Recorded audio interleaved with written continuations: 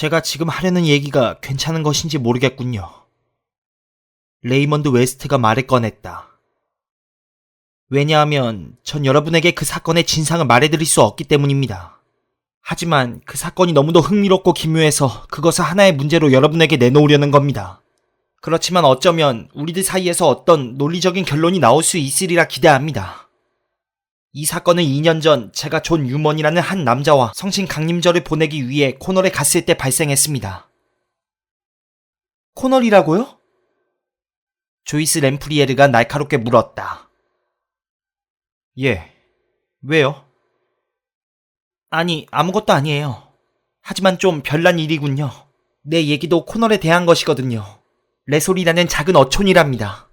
당신 얘기도 그 마을에 대한 것인가요? 아닙니다. 내 얘기에 나오는 마을은 폴페런이에요. 코널의 서부 해안에 있죠. 매우 황량하고 바위가 많은 마을입니다. 전 그곳에서 존이라는 사람과 몇 주 동안 지내게 되었는데 아주 재미있는 친구였답니다. 매우 지적이었고 독립해서 살아갈 수 있을 정도의 재산을 가지고 있는 낭만적인 상상력의 소유자였죠. 그리고 최근에 취미를 살리기 위해 폴하우스를 빌리게 되었답니다. 그는 엘리자베스 여왕 시대를 연구하는 전문가였는데 제게 자신의 참 목소리로 에스파냐 무적 함대의 참패에 대해 얘기해주기도 했답니다. 그가 너무 정열적으로 떠벌리는 바람에 누가 혹시 그 장면을 보진 않나 하고 조바심을 낼 정도였죠. 세상에는 환생이라는 것이 존재할까요? 저는 정말로 궁금합니다. 너도 나만큼 꽤나 낭만적이구나, 레이먼드. 마플 양이 그를 그윽하게 바라보면서 말했다. 낭만적이란 말은 저하고는 거리가 멀어요. 레이먼드는 약간 화가 난 듯이 말했다. 그러나 유먼은 정말 낭만적인 분위기로 가득 찬 사람이었죠. 그는 과거의 일이 다시 일어난 경우에 대해서도 얘기해주어 제 흥미를 끌었답니다. 그 말에 따르면 무적 함대에 속했던 한 배가 에스파냐의 메인 지방에서 엄청난 양의 금을 싣고 오다가 험하기로 이름난 코널 해안의 뱀바위에 부딪혀 그만 산산조각이 난 일이 있었다는 겁니다. 그래서 이런 사실을 근거로 몇 년 동안 바닷속에 가라앉은 그 배를 찾아내어 보물을 꺼내려고 했다는군요. 저는 그 신비로운 보물선의 수가 비록 실제보다 과장되었다고 하더라도 흔히 있을 수 있는 얘기라고 믿었지요. 그런 보물을 찾아내려고 회사가 설립되기까지 했지만 결국엔 파산하고 말았답니다. 그런데 유먼은 그 회사의 소유권을 헐값에 살 수 있었답니다. 그는 그 일에 대해서 무척이나 적극적이었답니다. 그의 말에 따르면 금을 찾아내는 것은 과학이 발달한 오늘날에는 단순한 문제라는 겁니다. 금은 바닷속에 있으며 또한 꺼낼 수 있다고 명백히 확신하더군요. 그의 말을 들으면서 문득 이런 일이 얼마나 자주 발생하나 하는 생각이 들었습니다. 유먼처럼 부자인 사람은 아마도 그런 일을 쉽게 해낼 수 있을 겁니다. 하지만 모든 가능성을 생각해 볼 때 결국 그것들을 찾아낸다 해도 그 금전적 가치는 그에게 대단하지 않을 것입니다. 그 당시 저는 그의 열성에 상당히 감동했습니다. 저는 큰 범선이 바다 위를 헤매고 돌아다니다가 폭풍우를 만나 붕 떴다가 시커먼 바위에 부딪혀 산산조각이 나는 것을 본 적이 있습니다. 범선이라는 말은 왠지 낭만적이지 않습니까? 하지만 에스파냐의 황금이라는 말만 들어도 소년들은 흥분한답니다. 어른들도 마찬가지예요. 그 당시 저는 소설 하나를 쓰고 있었는데 그 배경 및 장면이 바로 16세기였습니다. 그래서 그 친구로부터 가치 있는 향토색을 얻고 싶었죠. 저는 그 금요일 아침에 매우 유쾌한 마음으로 패딩턴을 출발했으며 즐거운 마음으로 그 여행을 기대하고 있었답니다. 마차 안에는 단 한 사람이 타고 있었는데 그는 맞은편 구석에서 나와 마주보고 앉아 있었습니다. 그는 군인처럼 생긴 상당히 키가 큰 남자였는데 전에 어디선가 본 듯한 느낌을 도저히 떨쳐버릴 수가 없더군요. 잠시 곰곰이 생각해 보았으나 잘 떠오르지 않았어요. 그러나 마침내 그 사람이 바로 베지워스 경유라는 걸 알아차리게 되었습니다. 저는 에버슨 실종 사건에 대한 연재 기사를 쓰고 있었을 때 그를 우연히 만났던 일이 있었죠. 제가 저를 소개하자 그때서야 그 사람이 기억해내고 우리는 이내 즐겁게 얘기를 나누게 되었습니다. 제가 폴페런으로 가는 중이라고 말하자 경위는 참으로 묘한 우연이라고 하더군요. 왜냐하면 바로 그 사람도 폴페런으로 가고 있었기 때문이죠. 전 꼬치꼬치 캐묻는 사람으로 보이고 싶지 않아서 무슨 일로 그곳에 가느냐고 묻지는 않았습니다. 대신 그 지방에 대한 제 흥미와 난파된 에스파냐 범선에 대해서 늘어놓았답니다. 놀랍게도 그 경위는 그 모든 것에 대해 이미 알고 있는 듯 했습니다. 그 범선은 아마 환 페르난데스 호일 것이요. 범선으로 돈을 벌어보겠다고 투자한 사람이 당신 친구만은 아니랍니다. 하지만 어떻든 아주 낭만적인 생각이긴 하죠.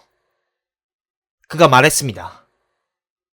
그런데 그 이야기는 단순한 전설일지도 모릅니다.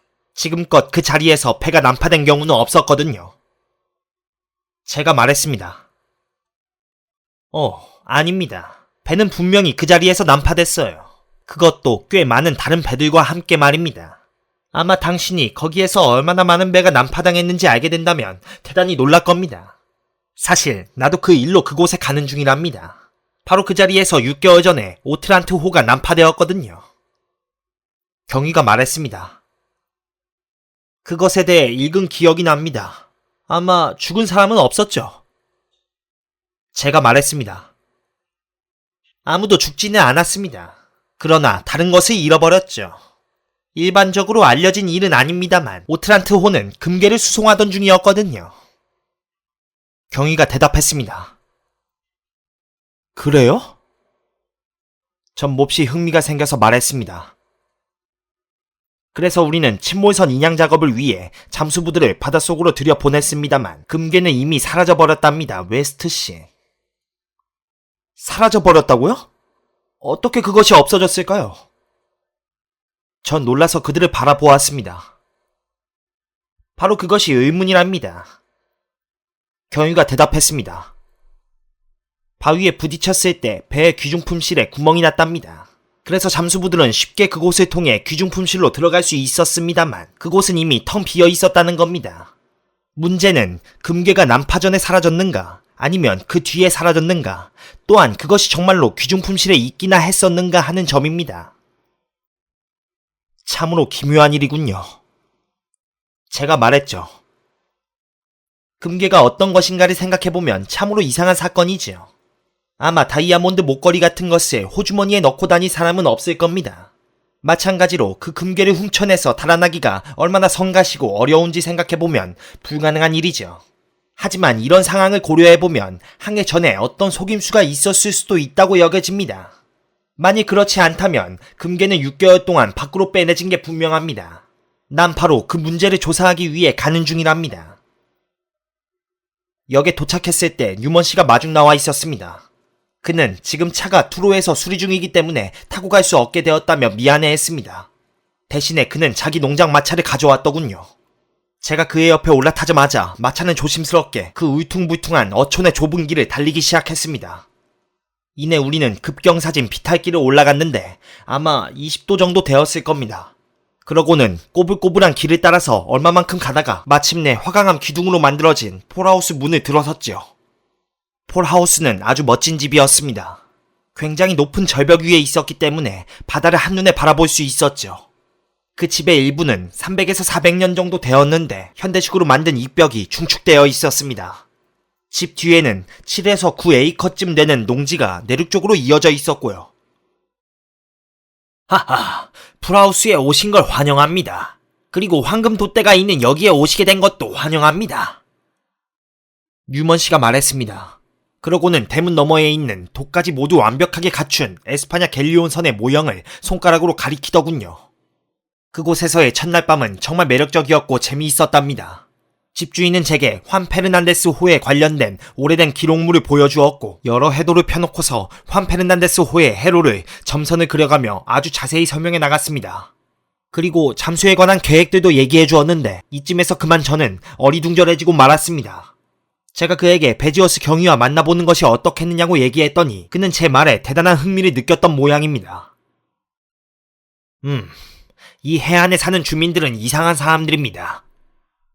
그는 뭔가를 생각하듯이 말했습니다. 그들의 피 속에는 밀매와 파괴의 본능이 흐르고 있었답니다. 배 한 척이 이 해안 근처에서 난파되면 그들은 그것을 자기들의 호주머니를 채워주기 위해서 보내진 정당한 소득품이라고 여긴답니다. 당신에게 소개하고 싶은 사람이 한 명 있어요. 그는 매우 재미있는 사람이지요. 다음날 아침은 구름 한 점 없이 화창한 날씨였습니다. 전 폴페런으로 가서 뉴먼 씨가 고용한 히긴스라는 잠수부를 만나게 되었죠. 그는 한눈에 보기에도 매우 무뚝뚝하고 느껴졌는데 역시 입이 무거운 사람이었습니다. 대화 도중에 그가 한 말이라고는 예, 알겠습니다, 아니요 등의 단순한 대답들 뿐이었거든요. 고도의 기술적인 문제에 대한 그들 사이의 얘기가 끝난 우리는 3 앵커스로 자리를 옮겼습니다. 그는 맥주 한 잔을 마시더니 겨우 입을 열었습니다. 런던에서 탐정들이 내려왔어요. 그는 투덜거리며 말을 이었습니다. 작년 11월에 여기서 난파된 배는 꽤 많은 양의 금괴를 수송 중이었다고 그들이 말하더군요. 글쎄요. 그 배가 처음으로 난파된 것도 아니고 그렇다고 마지막이라고 할 수도 없잖소. 그래 맞아. 자네가 지금 한 말이 100번 오르이 빌 하긴스.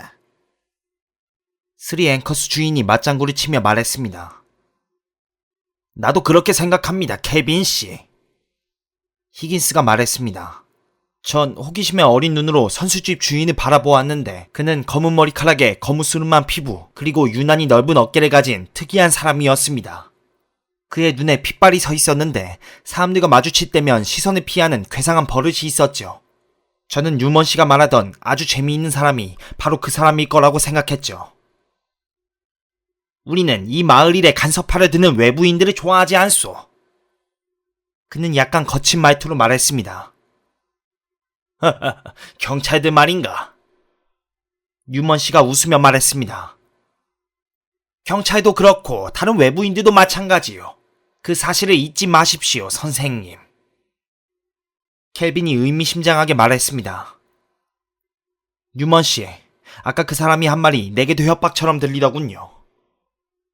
저는 그와 함께 언덕을 올라 집으로 돌아갈 때 이렇게 말했습니다.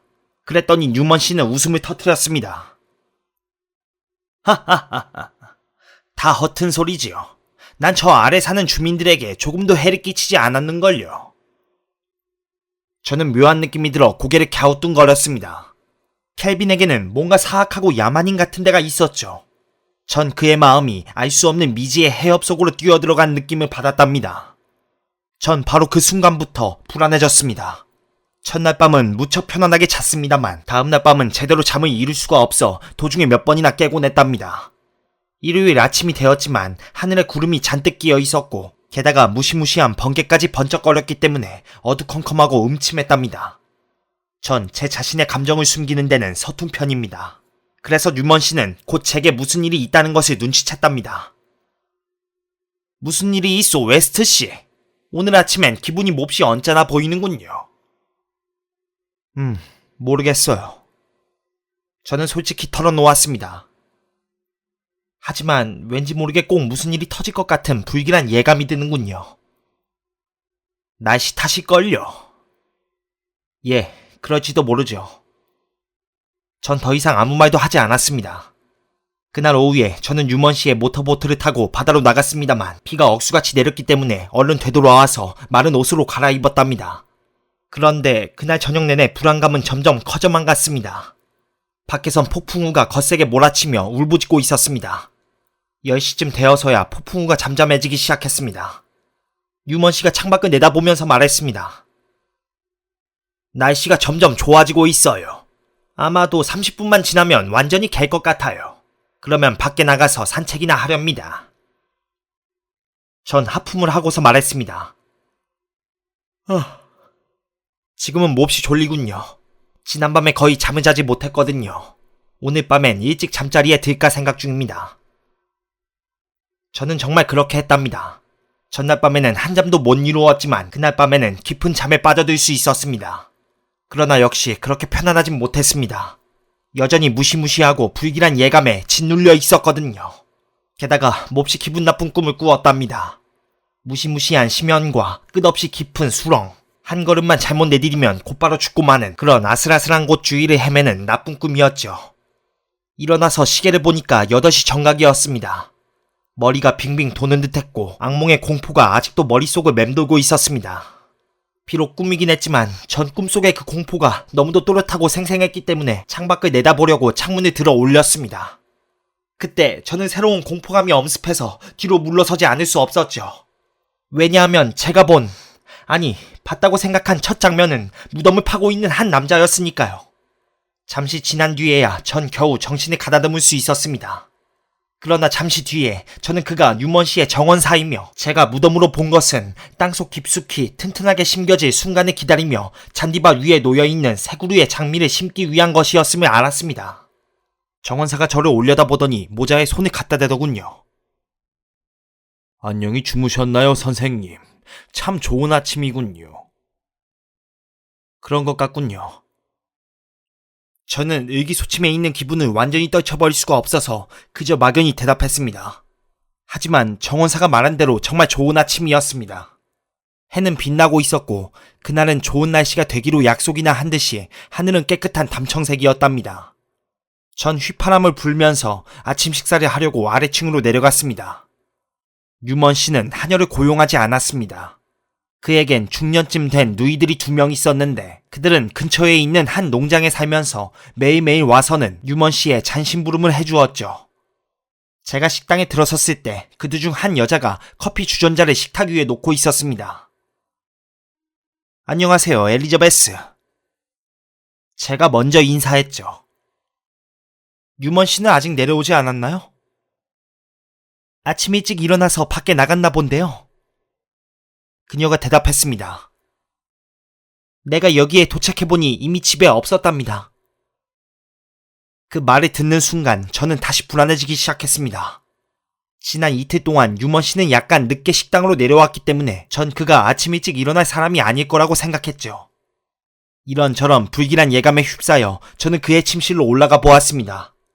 그러나 침실은 텅 비어 있었으며 게다가 침대에는 잠을 잔 흔적조차 없었던 겁니다.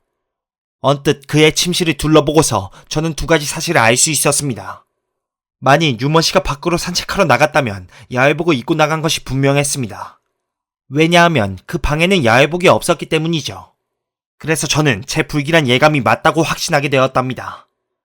유먼 씨는 그가 말했던 대로 어젯밤에 밖으로 나갔습니다만 알 수 없는 어떤 이유 때문에 돌아오지 않았던 겁니다. 무슨 이유일까? 무슨 사고라도 당하지 않았을까?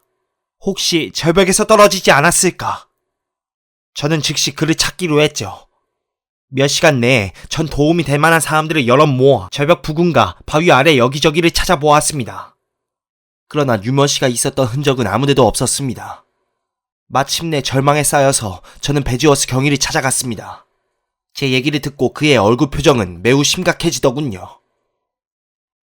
뭔가 흉계가 있었던 것 같군요. 이 지역에는 비양심적인 사람들이 좀 있답니다. 3앵커스 주인인 켈빈을 본 적이 있어. 저는 그렇다고 말했습니다. 그가 4년 전에 몹쓸 짓을 해서 감옥에 들어갔었다는 것도 알고 있어. 그때 죄명이 폭행과 구타였습니다. 그렇게 놀라운 일도 아니군요. 제가 대답했습니다. 이 마을 주민들은 유먼 씨가 자신과 별로 관계도 없는 일에 지나치게 관심을 기울이고 있다고 말들을 한답니다. 그가 아무런 일도 당하지 않았으면 좋겠군요. 우리는 더욱 힘을 내어서 계속 수색 작업을 했답니다. 우리의 노력이 헛되지 않게 된 것은 겨우 그날 저녁 늦게였죠. 유먼 씨를 그의 소유지 한쪽 구석에 있는 깊은 도랑에서 발견했답니다. 그는 누군가에 의해 손과 팔이 밧줄에 꽁꽁 묶여 있었고 입도 소리를 지르지 못하도록 손수건으로 재갈이 물려 있었죠. 그는 완전히 탈진된 상태에 있었고 몹시 고통스러워했습니다. 그러나 손목과 발목을 잘 주물러주고 위스키 한 잔을 주자 마침내 자신에게 어떤 일이 일어났는지를 말할 수 있게 되었답니다. 날씨가 완전히 갠 뒤 유먼 씨는 11시쯤 산책하기 위해 밖으로 나갔습니다. 그는 절벽으로부터 약간 떨어진 길을 따라서 밀수업자의 협곡이라고 불리는 곳으로 갔답니다. 밀수업자의 협곡이라는 이름은 그곳에 굉장히 많은 동굴이 있기 때문에 붙여진 듯합니다. 거기에서 그는 몇몇 남자들이 조그만 보트에서 무언가를 내려놓는 것을 목격하고는 무슨 일인지 알아보기 위해 아래쪽으로 내려갔습니다. 그 물건이 무엇인지 알 수 없었지만 굉장히 무거워 보였다는군요. 배에서 내려진 그 물건은 해변에서 가장 멀리 떨어져 있는 동굴들 중 하나로 운반되고 있었답니다. 뭔가 잘못된 일이 일어나고 있다고 생각하진 않았지만 그래도 유먼 씨는 몹시 궁금해했습니다. 그래서 그들에게 들키지 않도록 조심하면서 매우 가까운 거리까지 다가갔습니다. 그때 갑자기 조심하라고 외치는 소리가 들리더니 이내 2명의 힘센 선원이 그들을 덮쳐서 실신하고 말았답니다. 얼마 뒤에 정신이 들었을 때 유먼 씨는 자신이 어떤 자동차 뒤에 실려가고 있다는 것을 알게 되었답니다. 차는 계속 덜컹거리면서 가고 있었는데 그가 추측하기로는 해안에서 마을로 이어지는 길로 달리는 것 같았답니다. 그런데 놀랍게도 그 화물차는 바로 자신의 집 대문으로 들어가더라는 거였습니다. 거기에서 남자들은 소리를 죽여 몇 마디 나누더니 마침내 그를 차에서 끌어내 인적이 드문 으슥한 지점에서 도랑에 처박아 버렸답니다. 그러고 나서 그들은 다시 차를 타고 가버렸다는군요. 그가 생각하기에 그 차는 다른 쪽 문으로 나가서 마을로 가는 방향으로 약 400m 정도 가는 것 같았답니다. 그는 그 녀석들에 대해서 아무것도 설명할 수 없었습니다. 다만 그들이 선원임이 분명하며 말하는 투로 봐서 코너지방 사람 같다는 정도였습니다. 베지어스 경위는 커다란 관심을 가지고 제 말을 듣고 있었습니다. 상황을 미루어 짐작한 건데 그곳이 바로 문제의 물건이 감춰진 장소일 겁니다. 그가 소리쳤습니다. 어떤 방법을 사용했는지 모르겠으나 아무튼 난파선에서 물건을 꺼내어 한적한 동굴 어딘가에 감춰두었을 겁니다. 그러나 우리들이 밀수업자의 협곡에 모든 동굴을 수색하고 있으며 곧 들판 쪽도 수색하게 되리라는 사실은 이미 온 마을에 잘 알려져 있죠. 그래서 그들은 한밤중에 그 물건을 동굴에서 꺼내어 이미 수색이 끝나서 다시 조사당할 염려가 없는 다른 동굴로 옮겼던 겁니다. 유감스럽게도 그들은 그것을 모두 처리하는데 적어도 18시간은 걸렸겠죠. 지난밤 그들이 유먼 씨를 계속 붙잡아 두었더라면 지금쯤 우리는 어떤 물건이든 조금은 발견할 수 있었을지도 모릅니다. 말을 마치자 경위는 서둘러서 수색을 떠났습니다. 추측했던 대로 그는 금괴가 숨겨져 있었던 분명한 증거는 발견했지만 금괴는 이미 또 다른 곳으로 옮겨진 뒤였고 금괴가 감춰진 새 장소에 대한 단서는 하나도 찾을 수 없었습니다. 하지만 단서 하나가 있긴 했습니다. 경위가 다음날 아침에 그것을 제게 말해주었죠. 그 시골길에는 자동차가 거의 다니지 않는답니다. 그런데 나는 한두 곳에서 타이어의 흔적을 분명하게 볼 수 있었습니다. 거기에는 의심의 여지가 없이 한 타이어에서 나온 삼각무늬 모양의 바퀴 자국이 나 있었습니다. 그것으로 보아 자동차가 대문으로 들어갔다는 것을 알 수 있었죠. 또한 다른 문 밖으로 이어진 희미한 바퀴 흔적도 여기저기 나 있었습니다.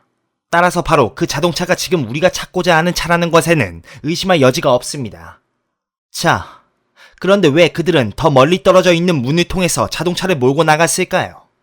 내 생각에는 그 화물 트럭이 마을에서 왔던 것 같소. 그런데 마을에서 화물 트럭을 소유한 사람은 그리 많지 않답니다. 기껏해야 2-3명 정도를 넘지 않을 거예요.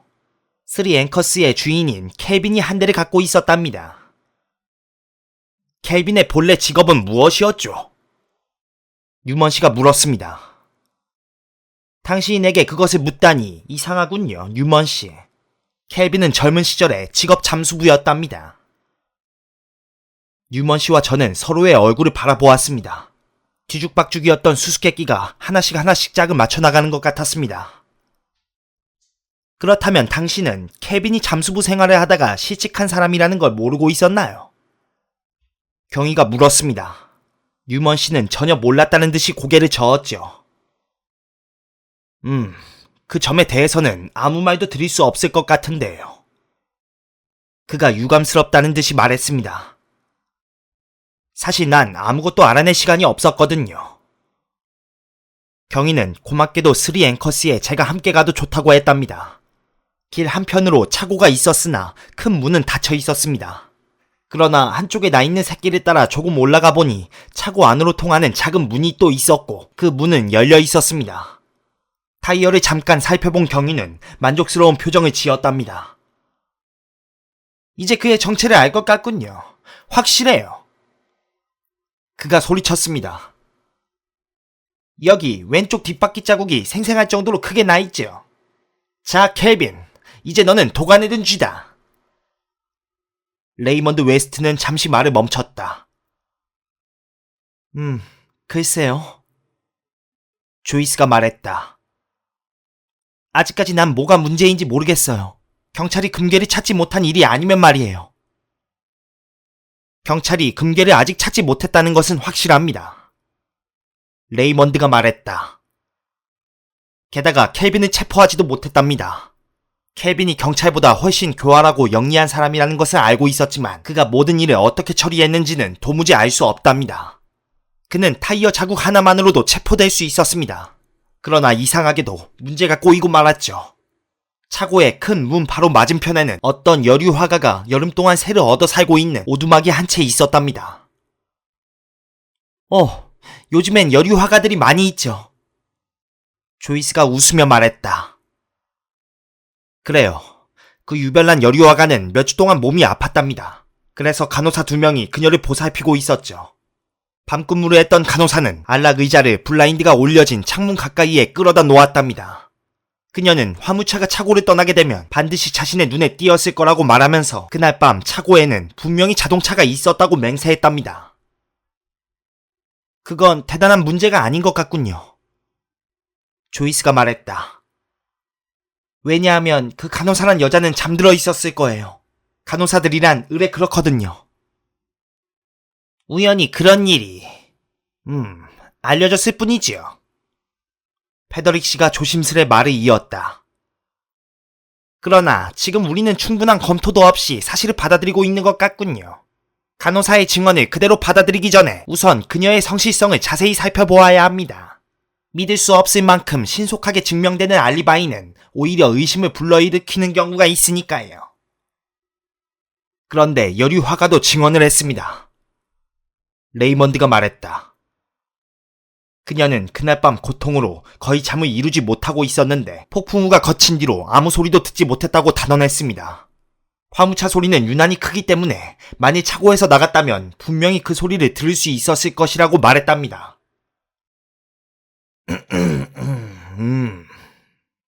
목사가 헛기침을 하더니 말했다.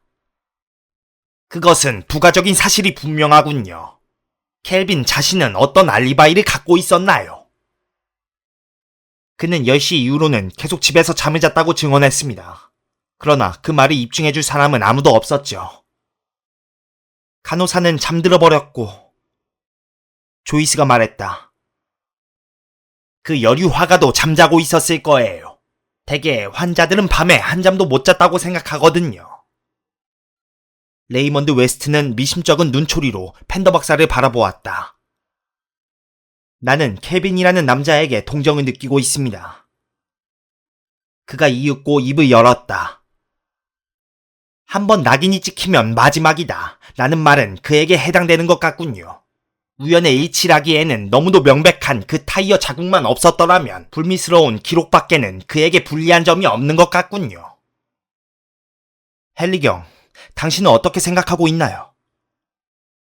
헨리경은 고개를 저었다. 그가 웃으면서 말했다. 공교롭게도 난 그 사건에 대하여 아는 것이 있답니다. 그러나 말해서는 안 되는 문제라서요. 좋아요. 그럼 계속하기로 하죠. 제인 이모님, 뭔가 하신 말씀이라도. 레이먼드. 마플 양이 말했다. 지금 내가 제대로 뜨개질을 하고 있는지 모르겠구나. 뒤집어 뜨기 2번. 그래, 맞았어. 뭐라고 말했지, 레이먼드? 이모님은 어떻게 생각하시느냐고 물었습니다.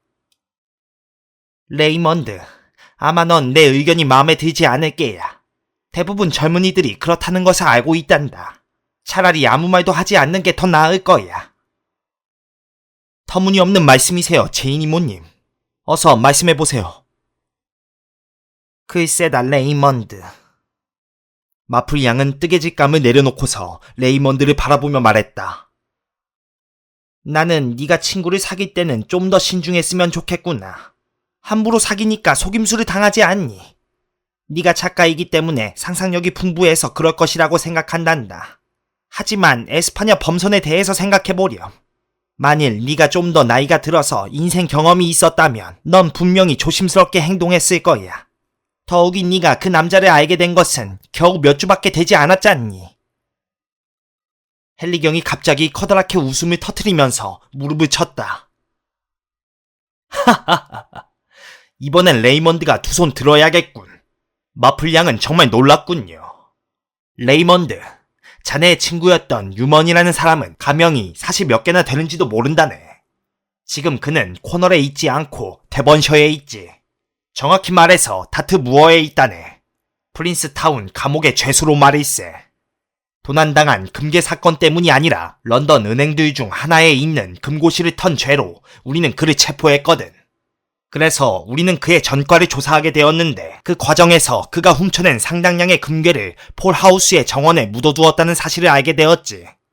꽤 그럴듯한 생각이더구먼. 코닛이 해안에 따라서 가노라면 금괴로 가득 찬 범선에 관한 이야기가 늘 화제거리인 걸 알 수 있지. 잠수부에 대한 일도 그것으로 설명되고 나중에 금괴에 대한 것도 설명된다네. 그러나 그 연극에는 희생되어야 할 사람이 필요했고 그러한 목적에 가장 적합했던 사람이 바로 켈빈이었던 것일세. 유머는 그 연극을 아주 멋지게 해낸 거지. 게다가 우리의 친구인 자네는 작가로서의 명성이 있었기 때문에 더할 나위 없는 목격자로서 적합했던 것이고. 그렇지만 화물차 타이어의 흔적은 어떻게 된 거죠? 조이스가 의심스럽다는 듯이 물었다. 조이스 양. 난 자동차에 대해서 아는 게 하나도 없지만 그것에 관해서라면 지금이라도 설명할 수 있답니다. 마플 양이 대답했다. 조이스 양도 알겠지만 자동차의 바퀴는 얼마든지 갈아 끼울 수 있지요. 나도 자주 그런 것을 보았거든. 그러니까 누군가가 켈빈의 화물차에서 바퀴를 빼낸 다음 골목길로 통하는 작은 문을 지나서 빠져나갔던 거지요. 그러고는 그 바퀴를 유먼의 화물차에 끼운 다음 그 차를 해변으로 몰고 내려갔던 거예요. 거기에서 금괴를 가득 채우고는 나갔던 문과는 다른 문을 통해서 집으로 운반했으며 그 일을 끝낸 뒤 다시 바퀴를 빼서 켈빈의 화물차에 끼워 놓았던 거지요. 그리고 그동안에 누군가가 일부러 유먼을 도랑에 처박는 연기를 벌였을 것이고요. 유먼에게는 몹시 고통스러웠고 또 기대했던 것보다는 오랜 시간이 지난 뒤에서야 발견되었겠지요. 그 일은 자신의 정원사라고 했던 바로 그 남자가 했을 거예요. 왜 자신의 정원사라고 했던 이라고 말씀하셨나요, 제인 이모님? 레이먼드가 이상하다는 듯이 물었다. 글쎄. 그 남자는 진짜 정원사는 아니었던 것이 분명해. 그렇지 않니? 마플 양이 말했다. 정원사들이 성신감림절이 지난 첫째 월요일에는 일하지 않는다는 것은 누구나 알고 있는 사실이잖니. 그녀가 입가에 미소를 지으면서 뜨개질감을 반듯하게 접었다. 사실대로 말해서 난 그 하찮은 사실 하나로 이 사건을 올바르게 가늠해 볼 수 있었단다. 마플 양은 이렇게 말하면서 레이먼드를 사랑스러운 눈으로 넘겨다 보았다. 너가 너 자신의 집을 갖게 되고 그래서 정원사도 채용하게 되면 그런 사소한 일들에 대해서 잘 알게 될 거다. 사랑하는 레이먼드.